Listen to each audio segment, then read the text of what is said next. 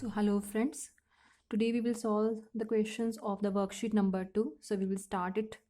Before doing the worksheet number 2, we will study about some basics again. So according to the basics, आपको मैंने last में भी बताया था कि इसमें जो कुछ लॉज हैं उन लॉज को हमें मेमोराइज करना पड़ेगा.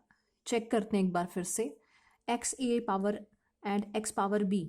आप चेक करिए, x यहाँ पे बेस है, यहाँ पे x भी बेस है, और ये a और b जो है ये पावर्स हैं. अगर आपके पास बेस एक जैसे ही हैं, मान लो x की जगह पे 3 आ जाता है, यहाँ पे भी 3 आ जाता है, तो उस केस में आप क्या करोगे?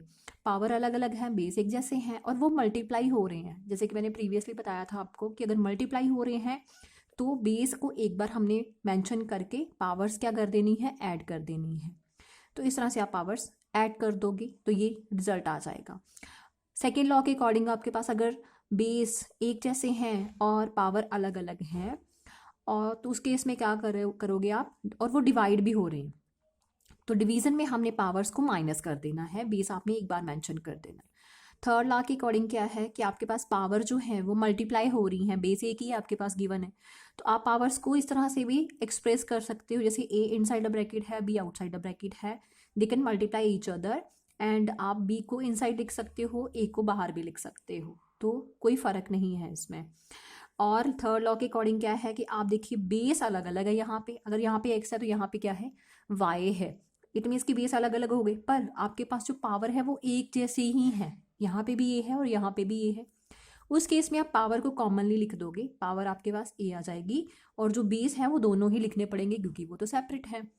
तो ये रूल था आपके पास. और फिफ्थ रूल के अकॉर्डिंग क्या है आपके पास, अगर सेपरेट अलग अलग बेस हैं, आपके पास डिफरेंट बेस हैं, यहाँ पे x है, यहाँ पे y है, मतलब यहाँ पे 3 है, यहाँ पे 4 है, कुछ भी एग्जांपल लेके सोच सकते हो, तो उस केस में आपके पास क्या है, पावर एक जैसी है. आप सेपरेटली दोनों को मेंशन कर सकते हो, x को भी पावर a लिख दोगे एंड y को भी पावर a लिख दोगे, तो दोनों को सेपरेटली आप पावर्स की फॉर्म में लिख सकते हो. तो मूव करते हैं वर्कशीट नंबर के सेकंड के फर्स्ट क्वेश्चन पे. फर्स्ट क्वेश्चन में चेक करिए, मैंने सिंपली एक क्वेश्चन सॉल्व कर दिया है, अपने rest of the question solve करने हैं. जो अभी मैंने आपको लॉस बताया है बिल्कुल ठीक उसके अकॉर्डिंग आपने ये क्वेश्चन सॉल्व करने हैं. तो देखिए, ये आपके पास फर्स्ट क्वेश्चन है. फर्स्ट क्वेश्चन में क्या है आपके पास कि आपने एक्स टू पावर 1/2 गिवन है और ये मल्टीप्लाई हो रहा है एक्स टू पावर 5/2, तो दोनों आपस में मल्टीप्लाई भी हो रहे हैं, पर पावर अलग अलग है, बेस एक जैसे हैं, ये भी एक्स है ये भी एक्स है. तो मैं क्या करूँगी, लॉस के अकॉर्डिंग इस पे फर्स्ट लॉ लगेगा मेरे पास, मैं बेस एक बार लिख लूँगी और पावर क्या कर दूँगी, दोनों को ऐड, क्योंकि आपस में ये मल्टीप्लाई हो रही हैं, तो पावर्स ऐड हो जाएंगी. और ये पावर जो है वो फ्रैक्शन में है, तो इसको ऐड करने के लिए मुझे एलसीएम की हेल्प लेनी पड़ेगी. एलसीएम के लिए मेरे पास देखिए दोनों में डिनोमिनेटर सेम था, 2 आ जाता है, और ऊपर न्यूमिनेटर ऐड हो जाएंगी, 1 + 5 दैट इज 6/2 आ जाएगा. तो 6/2 के लिए मैं इसको कैंसिल भी कर सकती हूँ पावर्स को, क्योंकि ये फ्रैक्शन फॉर्म में है. 2 3 = 6, तो मेरे पास एक्स टू पावर 3 आ जाएगी. तो ये आपके पास आंसर आ जाएगा फर्स्ट क्वेश्चन का. इसी का मैं फर्स्ट का ही आपके पास फोर्थ क्वेश्चन सॉल्व कर रही हूँ. ये है 5x to power 5/6, 6x to power 1/6. अब 5 और 6 तो सिंपल एक नंबर्स हैं, उसको तो मल्टीप्लाई सिंपल वे में कर ही सकते हो आप. प्रॉब्लम कहाँ पड़ती है, जब आपके पास कुछ भी वेरिएबल फॉर्म में आ जाता है, उसको कैसे मल्टीप्लाई करना है. जैसे x है, a है, b है, y है, इनको कैसे आपने मल्टीप्लाई करना है, इसकी पावर चेक करनी है यहाँ पे. तो 5 को सिंपली 6 के साथ मैं मल्टीप्लाई करके 30 कर रही हूँ.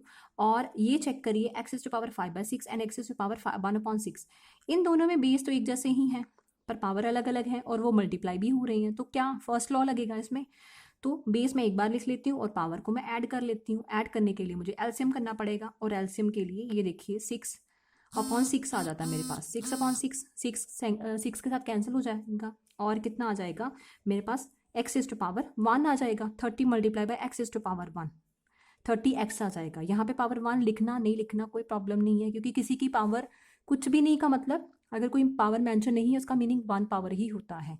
सो ये चीज़ चेक करिएगा आप. तो ये तो था आपके पास फर्स्ट क्वेश्चन. और सेकंड क्वेश्चन थोड़ा सा चेक कर लेते हैं कि वो कैसे सॉल्व करना आपने. सेकंड क्वेश्चन के लिए आपने ये तो अपने सारे फर्स्ट के तो सारे क्वेश्चन सॉल्व कर लेना. मैंने 2 क्वेश्चन सॉल्व किए, बाकी क्वेश्चन आप सॉल्व करोगे. और सेकंड क्वेश्चन में आप चेक करिए, find the value. Find the value का मीनिंग क्या है कि आपको इसको सॉल्व करके एक न्यूमेरिकल वैल्यू फाइंड करनी पड़ेगी. तो मैं एक एग्जांपल आपको बता देती हूँ कि किस तरह से आपने सॉल्व करना है एग्जांपल के अकॉर्डिंग. ये देखिए मेरे पास सपोज ये वाली एग्जांपल है, ये थोड़ी सी कॉम्प्लिकेटेड है, इसमें 3 बार पावर लिखी हुई है अलग अलग ब्रैकेट्स में। तो सबसे पहले मैं जो सबसे इनसाइड ब्रैकेट है उसको मैं सिंप्लीफाई कर लेती हूँ। चाहिए तो आप जैसे 625 को इन्होंने क्या किया है 25⁻², क्योंकि 25 स्क्वायर जब हम करेंगे तो वो कितना आ जाता है मेरे पास 625 आ जाता है। तो 625 को उन्होंने स्क्वायर के फॉर्म में लिखा है। तो लिखने के बाद ये जो पावर्स हैं इनको आपस में मल्टीप्लाई किया है। देखिए 2 न्यूमिनेटर में है, 2 मल्टीप्लाई, एक ब्रैकेट हटाऊंगी तो 2 मल्टीप्लाई बाय -1/2। तो ये दोनों आपस में मल्टीप्लाई हो जाएंगी, 2 के साथ 2 कट जाएगा और -1 आ जाएगा। फिर -1 को मल्टीप्लाई करूंगी -1/4 के साथ, तो वो माइनस इंटू माइनस प्लस हो जाएगा मेरे पास। ये देखिए माइनस इंटू माइनस पॉजिटिव हो जाएगा और पावर कितनी बन जाएगी 1/4। फिर एक और ब्रैकेट में हटाऊंगी यहाँ से तो 1/4 मल्टीप्लाई बाय 2 हो जाएगा।